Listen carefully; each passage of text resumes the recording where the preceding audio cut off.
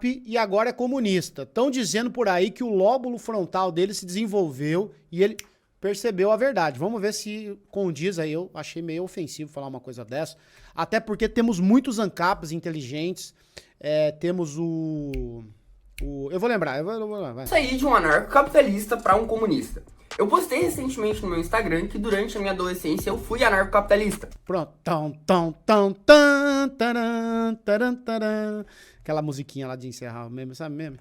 E eu acho que diferente da maioria dos anarcocapitalistas, eu era realmente estudado. Eu li Hofbauer, eu li Hayek, eu li Mises. Então eu tenho um pouco mais de conhecimento e teoria da escola austríaca. E aqui eu vou te explicar a minha trajetória de como eu parei de acreditar no anarcocapitalismo e eu comecei a olhar as ideias comunistas como o verdadeiro caminho da humanidade, como a verdadeira solução, podemos dizer. Essa história a gente pode começar em 2017, quando eu acompanhava perfis como Ideias Radicais, eu gostava muito do Paulo Guedes, eu gostava muito das teorias da Universidade de Chicago. E do Paulo Cogos? Pineapple Média, educação digital progressista, é grátis, alfabetização digital progressista para idosos e adultos, EJA digital 24 horas. Olha que legal, Pineapple Média, deixa eu ver. Pineapple Média, educação digital, olha só. Como é que é? Ao vivo, tem aulas? É isso? Ah, que bacana, mas não é no canal no YouTube não, né? Bacana, hein? Bacana, parabéns. Eu gostava muito da teoria liberal, muito mesmo. E mais ou menos nessa época eu conheci a escola austríaca e eu conheci o anarcocapitalismo. Acho que a primeira crítica que eu vou fazer, eu sempre achei Hayek muito mais inteligente do que Mises, tá? Tem anarcocapitalista que concorda comigo, mas já vou lançar a primeira polêmica. E acho que o primeiro livro que de fato eu tive contato com isso foi Anatomia do Estado, que eu não tenho mais esse livro aqui, eu acabei doando ele. Mas assim, pelo amor... E esse aqui foi o segundo livro. Pelo amor de Deus, rapaziada, o que tá acontecendo? Assim, a comunada, né, vai ficar, nossa, que legal. Agora me preocupa o moleque, lendo na escola austríaca, sabe? Pelo amor de Deus, o que tá acontecendo? Vai soltar uma pipa, vai, sei lá, usar uma droga... Não, pera lá. Vai, sei lá, vai pra Gandá. Você vai ter muito tempo na tua vida, sabe? Vai ser que nem o Telinha Alegre, cara. Vai estourar uns 20 cartão, sabe? Vai fazer que nem o Telinha Alegre. Porra. Tô lendo livros. Quantos anos você tem? 16 anos, já sei tudo. Pelo amor de Deus, você nem se aposentar vai. Entendeu? Ah, para com isso, cara.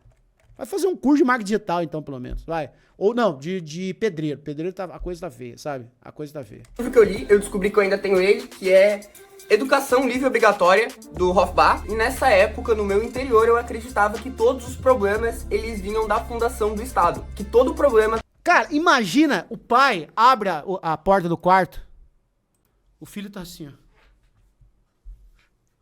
No quarto, sem depressão. Aí vem o pai lá. Boa noite, filho. O pai acha que a criança tá jogando videogame, né? Ele abre a porta. Boa noite, filho. Você tá ganhando aí no joguinho? Aí o pai lá na... Pai, os problemas vêm da fundação do Estado. Ah, moleque. Toda a corrupção, ela vinha de meios públicos e não de meios... E aí, filhão, só nos computers, falando com as gatinhas? Papai. Ah, então um corte do Renato 38 que é muito bom, que ele fala que quando ele descobriu os juros negativos, ele entrou em depressão, pensou em tirar a própria vida. Só que daí ele descobriu o Bitcoin. É mole? Não tem sentido na vida, os juros negativos existem.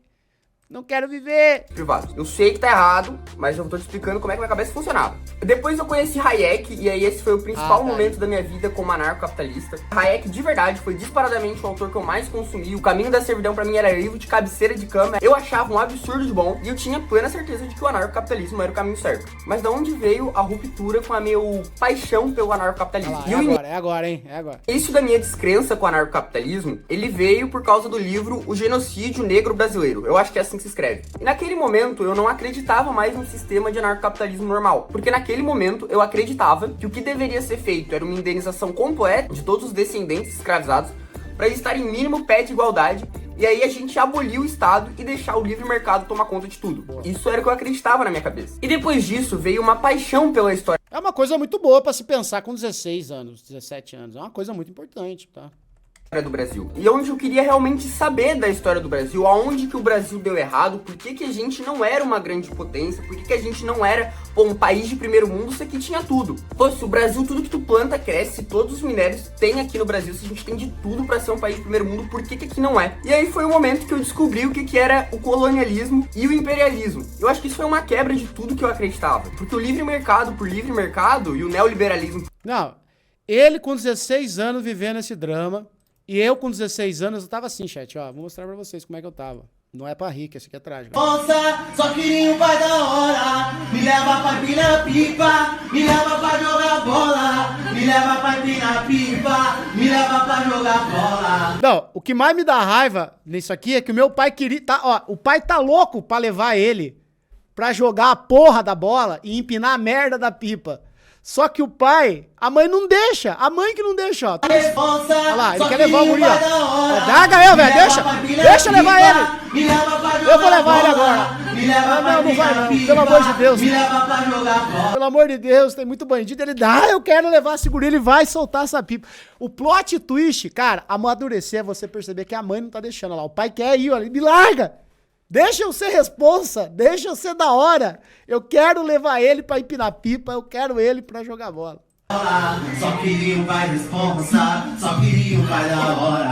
Só queria um pai responsa, só queria um pai da hora. Me leva pra empinar pipa, me leva pra jogar bola. Me leva pra empinar, só queria... Aí, ó, pelo menos eles comeram uma mão. É isso, entendeu? Por isso que eu não me politizei, tá, chat? Com 16 anos. Mas nosso amigo aqui não. Ele teve acesso a livros. Isso aqui é o maior... Aqui, ter acesso a livros na juventude estraga mesmo a pessoa. Por neoliberalismo, ele cria mercado em tudo, até nas coisas que não precisa. E aí depois de conhecer um pouco mais a história do Brasil e ver como foi a implementação do capitalismo brasileiro, não só do capitalismo brasileiro, o capitalismo em toda a América Latina, eu comecei a perceber uma coisa. A partir do momento que os grandes recursos naturais do Brasil fossem vendidos, eles não iam ficar aqui. O Brasil ia ser uma terra de exploração, tal como fosse a África. Porque num anarcocapitalismo, que o mercado tomaria conta de tudo, quem tomaria conta do Brasil seriam os estrangeiros, não seriam os brasileiros. E aí, se fosse pra impedir que isso acontecesse, já não seria mais anarcocapitalismo, o mercado tomar conta de tudo. Eu já ia estar querendo uma regulação estatal. Rapaz, ele vai tomar um react no Miorim de 77 horas, que ele vai aprender a nunca mais abandonar o anarcocapitalismo. Deixa o alta linguagem saber que você... Ih, rapaz, velho. 5h30. Então, nesse momento, eu me vi completamente rompido com as ideias. O Miorim, ele tem que trocar o botão de espaço do teclado dele toda semana. De tanto pause que ele dá. Pausa, pausa, pausa, pausa, pausa, pausa, pausa. Refuta segundo a segundo. Pausa, pausa, pausa, pausa, pausa, pausa, pausa. Umas 6 por semana tem que trocar teclado. De anarcocapitalismo, apesar de que eu ainda acreditava um pouco em liberalismo econômico, mas eu achava que também não é assim. Pero que sim, pero que não. Então, nesse momento, eu posso dizer que eu tinha uma visão um pouco mais nacionalista das coisas. De achar que o Brasil deveria tomar conta de setores estratégicos e o resto, pode privatizar, não tem problema, pode jogar pro mercado externo. Até que eu me deparei com uma história que mudou o meu rumo de conhecimento. Que foi a história de Cuba, da Revolução Cubana. Inclusive, depois do Brasil, Cuba é o segundo país que eu mais estudei na minha vida. Eu faço uma brincadeira que ela tem um fundo de verdade, é que do México pra baixo eu me importo, do México pra cima eu ignoro. O que, ok, não é totalmente verdade, porque é preciso entender um pouco das ideias iluministas também para entender o que acontece no Brasil. É preciso entender um pouco de marxismo para defender o comunismo. Mas, no geral, sobre história, é isso. Eu me importo do México pra baixo. E aí eu comecei a entender como Cuba era quando ela era livre mercado. Era os Estados Unidos mandando e desmandando em Cuba. E o momento em que eu percebi que o capitalismo e o livre mercado proporcionava isso... Cara, qual fase ele tá do comunismo? Alguém me lembra aí as fases do cara que começa, que descobre o comunismo? São 5 fases. Como é que é? Pô, a moça mandou aqui que dia, esqueci de salvar. O Magal tá no primeiro também, né? O Magal, ele tá terminando a primeira. A negação é a primeira, o Magal tá na segunda. É o deslumbre, a última etapa é cancelamento. É o desânimo, cancelamento. Como é que é? Negação, deslumbre, não sei o quê, afetação e cancelamento. É isso, eu não tô lembrando do terceiro. Foi meio que o meu mundo caindo diante dos meus olhos. Foi tipo todas as certezas que eu tinha. Negação, deslumbre, euforia, decepção e cancelamento.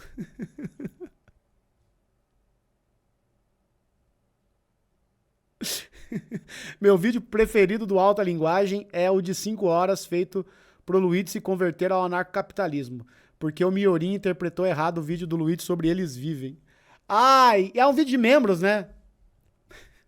Sendo destronadas. Porque em Cuba tinha, por exemplo, a emenda Platt, que dizia que se os Estados Unidos quisessem invadir Cuba a hora que eles quisessem, pelo motivo que eles quisessem, estava suave. Por exemplo, os Estados Unidos tinham as melhores terras de Cuba. Cuba vivia só do açúcar. Cuba exportava só açúcar e tabaco, né? O famoso charuto cubano. Muito bom, por sinal. E a partir daquele momento, apesar de eu ainda não me considerar um marxista, um socialista, um comunista, eu tinha um apreço pela imagem do Che Guevara e do Fidel Castro, porque eu via eles realmente como libertadores de Cuba. E nesse mesmo momento, a gente estava passando por uma pandemia. E os Estados Unidos colocou 240 novas sanções em Cuba, sendo principais na área da saúde, na área assim de estrutura elétrica, sabe? E aí Cuba começou a sofrer com um apagão. Só que tem uma coisa sobre a saúde em Cuba que talvez você não sabe. Cuba produz vacina para outras partes do mundo. Por exemplo, a vacina da Covid, a Soberana 1 e 2, tem outro nome, mas eu não lembro, foi distribuída, por exemplo, pro México. Foi distribuída para outro país da América Central. Muitas vacinas que são distribuídas na África são produzidas em Cuba, porque os países ricos, os países exploradores da Europa... Antipetismo é a subfase da euforia. Ai, caralho. A última fase é virar soldado do Jones. Não, a última fase é criticar o Jones porque ele vai em debate. É a última fase, é o cancelamento. O cancelamento é quando você passa a se achar mais comunista que os seus camaradas. Entendeu? Então você chega num ponto que ninguém mais presta pra você. Você é a verdade, sabe? Os Estados Unidos, eles não têm interesse porque a população... É nesse momento que você é expulso do Discord da Soberana. Eles não precisam dessas vacinas. Inclusive, esse ano mesmo, o governo cubano, ele entregou vacinas da... Fala isso, chat. Os caras só se formam em comunismo como eles racham um partido. Não fala isso. O cara só se forma comunista quando ele racha um partido e cria um novo. Fala essas coisas. Pega mal, pega mal, pega mal. Pega mal. Pô, depois os caras ficam falando, esse Luigi, não sei o quê. Você só fala besteira, pô. O último estado. A febre amarela para Colômbia, de graça. Muitas vacinas que eram distribuídas na África, elas vinham de Cuba. E aí, naquele momento, eu comecei a notar o quão cruel era a sanção. Ah, você é comunista? Diz pra mim, quantos partidos você já rachou? Que os Estados Unidos tinham colocado numa tentativa de matar a população, de destruir Cuba ideologicamente, para os outros países da América do Sul não serem socialistas, e destruir economicamente para ninguém querer ser socialista porque Cuba era pobre. Só que os países que não foram socialistas no período da Guerra Fria, sofreram com ditaduras impostas pelos Estados Unidos. O Brasil sofreu com a ditadura. No Chile, em 73, Pinochet fez uma ditadura que nesse livro do Ariel Palacios, América Latina Lado B, conta, por exemplo, que os soldados generais... Cara, eu tô com esse livro pra ler também. Tô com esse livro pra ler.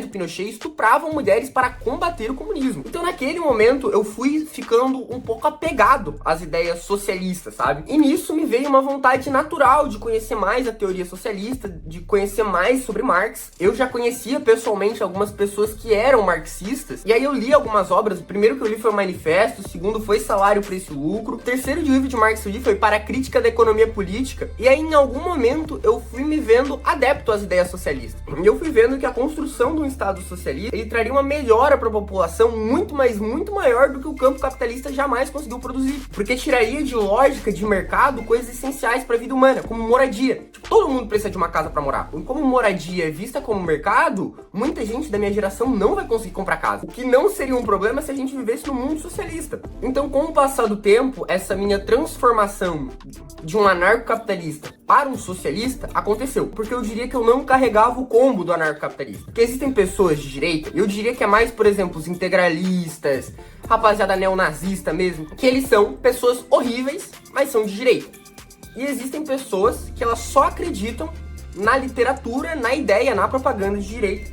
E essas pessoas, eu me sinto na obrigação de sentar e conversar, porque eu já fui uma delas. Então, é isso. Essa foi um resumo muito extremo. Teve um monte de livro que também foi importante, que eu acabei não citando. Mas pro vídeo não ficar muito longo, é isso. Esse é o resumo de como eu saí de um anarcocapitalista para um comunista. Aí, rapaz, bom.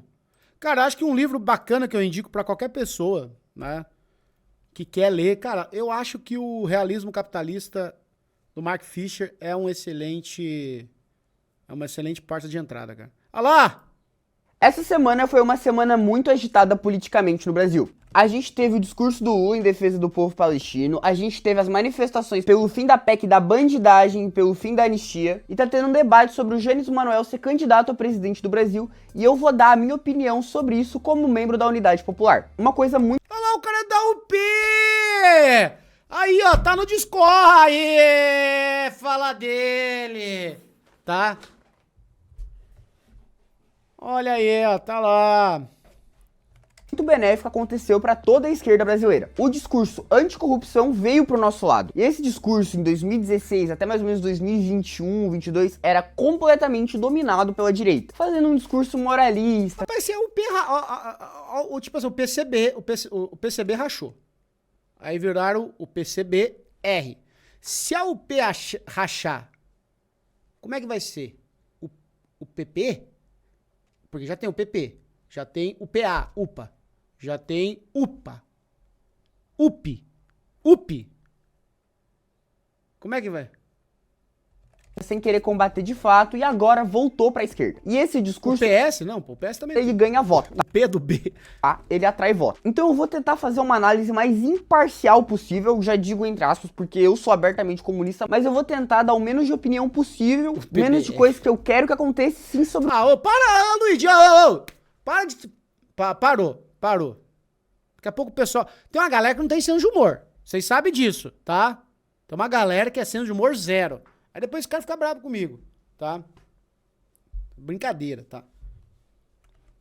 O que eu acredito que vai acontecer. Primeiro, eu acredito que a gente tá presenciando a queda do bolsonarismo. A gente tá presenciando uma queda da direita? Não. Talvez um pouco, mas do bolsonarismo em si é uma grande queda. O que o Eduardo Bolsonaro fez, o que o PL fez aprovando a PEC da bandidagem, isso foi um absurdo. Isso fez o bolsonarismo cair num declínio muito forte mesmo. E eu não espero ver ano que vem tantas pessoas se elegendo com a bandeira bolsonarista. Nisso eu acredito que o PL ele vai perder um pouco a sua força. O partido do Valdemar da Costa Neto vai perder um número ok de deputados e senadores.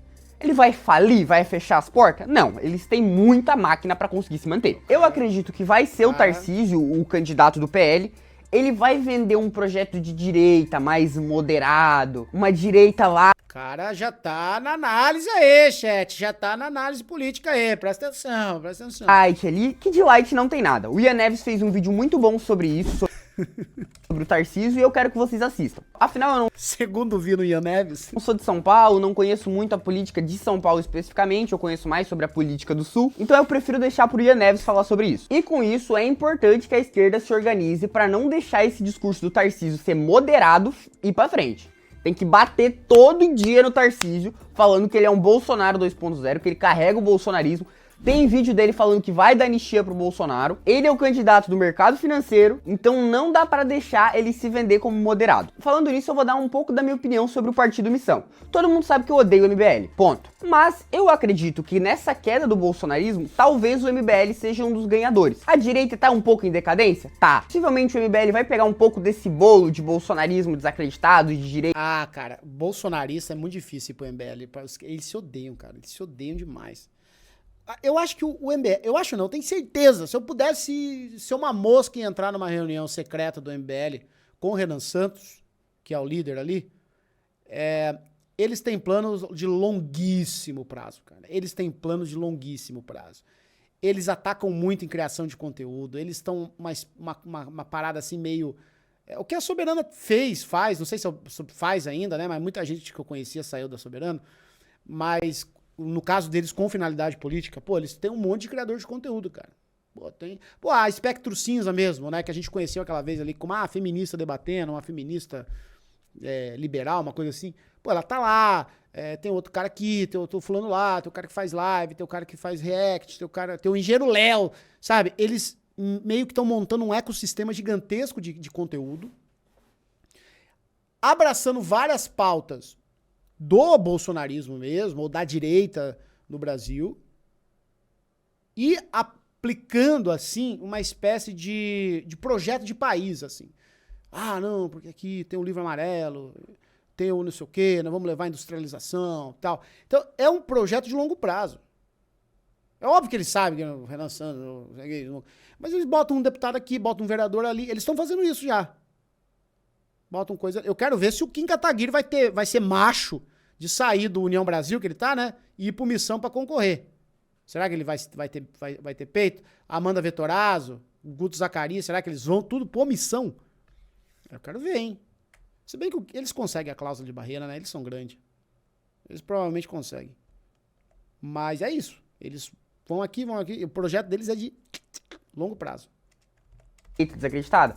Vai. Eles vão eleger um governador? Provavelmente não. O Renan Santos vai ser presidente? Provavelmente não. Mas considerando que hoje em dia eles têm um deputado, que é o Kim Kataguiri, eu acho que eles vão colocar umas 4, 5 cabeças. Umas 4, 5 cabeças do Partido Missão, eu acredito que vai sim ser eleito. Ainda mais porque o Kim Kataguiri puxa voto, vai conseguir levar, eu acho que eles vão sim conseguir um outro deputado. Não vai ser grande coisa, não vai fazer um grande barulho, mas eu acredito que eles vão sair com um saldo positivo dessa eleição. Sobre o Centrão, de verdade eu não tenho grande expectativa dele aumentar a sua máquina. O Centrão sempre tá lá, independente do que aconteça, o Centrão tá lá, todo mundo sabe disso. Se eu não me engano, vai ter uma união do PP com União Brasil, que é literalmente a arena, é literalmente uma união dos partidos que antes compunham a arena. Não vai mudar muita coisa, o Centrão vai continuar com essa força e segue o baile. Agora, sobre a esquerda tradicional, o PT, o PDT, o PSOL, eu acredito que eles vão ter uma pequena vitória. Pegou mal, muito mal, para todos os deputados de esquerda que votaram a favor da PEC da bandidagem? Ficou. Pegou muito mal, ficou muito feio. Possivelmente eles não vão ser reeleitos por causa disso, tá? Ficou feio pra caralho. Eu bati muito no PDT e no PT, nos 12 deputados do PT e nos 60% do PDT que votaram a favor, eu bati. E tem que ser batido. Mas eu acredito que mesmo assim eles vão ganhar um pouco de força. Porque o Lula fez um mandato excepcional? Não. Mas é porque o Bolsonaro é um bosta, um genocida, que vai apodrecer na cadeia. E ainda se pinta que o Brasil tá polarizado numa extrema direita e numa esquerda que, porra, cadê essa esquerda que eu não acho? Cadê essa esquerda? E assim, sobre o PSOL e o PCdoB exclusivamente, cara, depende muito da região a atuação deles. Aqui em Santa Catarina, a atuação do PCdoB, eu já vi gente falando que é muito ruim, e eu já vi gente falando que é muito boa, mas eu não conheço muito a fundo. Assim, depende muito da região que tu tá, sobre qual a atuação do PSOL, do PCdoB. É melhor você conhecer o candidato em si, conhecer as propostas deles, se puder trocar uma ideia com um candidato a deputado, seria bacana. Conhecer o passado, ver se ele tem um passado de militância, ver o que ele tá brigando. Porque assim, a gente sabe que uma revolução socialista não vai sair dali. Mas tem boas pessoas nesse partido. Tem a Samia Bonfim, tem o professor Humberto Matos, tem uma menina de Criciúma, que ela é vereadora, eu esqueci o nome dela, que eu recomendo bastante, ela tem uma atuação muito bacana. Agora, vamos falar dos partidos de esquerda radical. Eu tô na expectativa da Unidade Popular botar umas 2 cabeças. Pelo menos umas 2 pessoas, eu acho que tá na hora da gente se unir, conseguir colocar umas 2 cabeças da Unidade Popular. Eu sei que os outros partidos estão muito desmantelados, mas eu espero ver uma força da Unidade Popular. E agora eu vou falar sobre a proposta do Jones Manuel de ter uma esquerda unificada, pelo que eu entendi, não necessariamente no nome dele, mas ele gostaria de ser a cabeça desse nome. Qual a minha opinião como membro da Unidade Popular? Eu decido alguma... Olha lá. É agora, hein, chat? É agora se o chat vai decidir se gosta ou não do Comuna. Atenção, é agora que o bicho vai pegar. Coisa, não decido porra nenhuma, eu não sou nem importante, já vou deixando isso claro. Eu gostaria de ver uma esquerda radical unificada, principalmente na campanha pra presidente. A gente vai conseguir unir com os trotskistas? Não vai. PSTU, PCO, esquece. Mas pelo menos entre os leninistas eu gostaria de ver. Sabe, eu sei que é impossível um PCdoB da vida, mas pô, entre a UP... PCB, PCBR, PCR, eu sinceramente gostaria de ver uma unificação. Agora, é nós que manda nessa porra. Se por um acaso a UP decidir que o Jones Manuel deve ser o candidato, ele deve atuar sobre as nossas linhas. Os candidatos que a gente tem que colocar é primeiro nós. A UP que tem partido, a UP que pode concorrer. Então, se escutou, Jones? a gente falar, tal pessoa tem que ser deputado, o Jones tem que fazer uma campanha pra tal pessoa ser deputado. Pronto. Dê ordem na Lourdes. Dê ordem nele. Isso aí, tem que dar ordem nele. Unificação, estratégia, pra certos lugares ser do PCBR, um candidato a governador. Tal lugar, a UP decidir que tem que ser nosso, beleza. Mas a UP tem que dar a voz final. Entendo que se for feita essa união vai ter que ceder uma coisa ou outra, mas eu acredito que a UP tem que ter a voz ativa. Sobre o Jones Manuel ser candidato a presidente, mas em troca de, o apoio dele tem que ser massivo aos nossos candidatos de todas as outras áreas, e a UP, uma eventual eleição dele, tem que ter grande participação ativa no governo dele. O porquê que eu apoiaria eventualmente uma chapa... Não, já vamos começar a decidir aqui quais ministérios... Ó, o Ministério do Esporte é do Ian Neves. E isso ninguém tira. O Ministério... Empinar a moto... Não, da cultura também. É bom pro Ian também, né? O Jones Manuel e o Léo Peri. O Jones Manuel é um nome muito forte. Ele necessariamente vai ser chamado para debate? Não é obrigatório. Eu acredito que vai ter um boicote, no máximo uma ou outra emissora vão chamar ele. Agora... Ministério dos Transportes. Por quê? Porque ele gosta de racha de carro. Ministério da Habitação é bom pro Ian Neves, hein? Proibido expulsar inquilino do apartamento. Primeira medida do Ian Neves com o Ministério da Habitação. Proibido expulsar inquilino. Ah, gente, pelo amor de... Para de caralho, cara. Pelo amor de Deus. Não, chega, vou fechar essa live, chega. Não, deu. Tá, me passei, deixa eu... Gente, é brincadeira, calma, é brincadeira. Me passei, brincadeira. Tá, vamos ouvir aqui. Ora, seria muito interessante uma pessoa como Jones Manoel indo em debate presidencial, batendo no Tarcísio, batendo no Lula, se mostrando como uma verdadeira esquerda radical que quer uma proposta diferente. Puta, eu pagava pra ver o Jones Manoel com o Lula, cara. Eu pagava. Botar o Jones Manoel lá, 2 metros de altura, 500 quilos de músculo, e o Lulinha ali, eu pagava pra ver esse debate. Pagava. Financiava a campanha. Só pra ver. Vai lá, chama lá o Lula de neoliberal, vai lá. Vai lá, fala com o Lula é neoliberal. Que é um pensamento diferente. Ô, Jones. Gente, porque é massa. Ele tá chegando na internet, tá viralizando os debates dele, tá massa. Mas o povão da periferia, grande massa da classe trabalhadora, ainda não conhece massivamente o nome do Jones Manoel, como conhece, por exemplo, do Nicolas Ferreira, o do Bolsonaro, o do Lula. E o debate presidencial é importante para isso acontecer. Agora é bom deixar claro que não tem nenhuma obrigatoriedade, transmissão de TV, chamar o Jones. Por quê? Porque a eleição é uma eleição burguesa, tá? Então essa é a minha opinião. Se for pra ter o Jones encabeçando a UP, beleza, conversado. Eu particularmente votaria a favor. Agora, no resto é nós que manda. 2 da manhã, só lembrando que eu não apito em nada na UP. Eu não sou coordenador, não mando nada. Eu cheguei ontem, eu não... Vai ser expulso. Não posso querer sentar na janela. O que eu falei foi apenas uma opinião pessoal do que eu acredito que poderia ser uma saída para essa treta toda, esse negócio todo. Mas se a UP for contra, se a UP quiser lançar uma candidatura em volta do Léo Périco, não vou puxar treta. Eu vou aceitar, tá ligado? E outra coisa, eu espero ver... Ele fez uma errata. Ô, louco, mas que isso, pessoal da UP? Que isso, coitado do rapaz. Caramba, ele tem que fazer uma errata antes de levar... Umas cabeça nova, uns comunistas novos entrando, tendo uma atuação forte. Gostaria de ver o professor Humberto Matos, por exemplo. Se o Jones decidir, o PCBR decidir que não é o Jones que tem que ir pra presidente, ele for pra Câmara dos Deputados, eu acredito que ele se eleja, seria massa. Sabe, eu espero ter realmente uma renovada nessa esquerda radical, veio umas cabeças novas. Eu acho que ele foi dormir, acordou 12h30 da manhã e falou, ai, cara, meu Deus, tem que gravar uma errata. Tem que gravar uma errata, meu Deus, senhor. Os nomes novos. E é entender que a eleição é só uma pequena parte da política. Tomou uma centralizada e teve que emendar a gravação.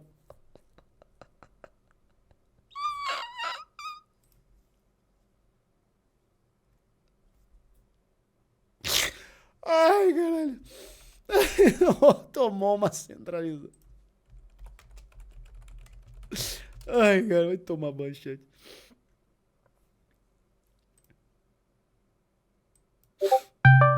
Ó, Discord. Tô ligando pra ele. 2 da manhã, ele dormindo, começa a tocar o Discord.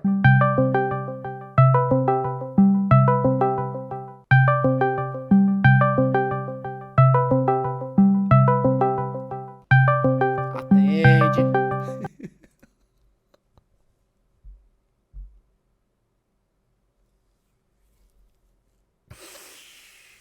Cara, eu não posso. Mano, se eu botar esse corte no YouTube, o pessoal vai me matar, mano. Eu boto, eu não boto. Ai, eu tô com medo. Se eu boto, eu não boto. Ai, eu tô com medo. Ai, quem tá me ligando?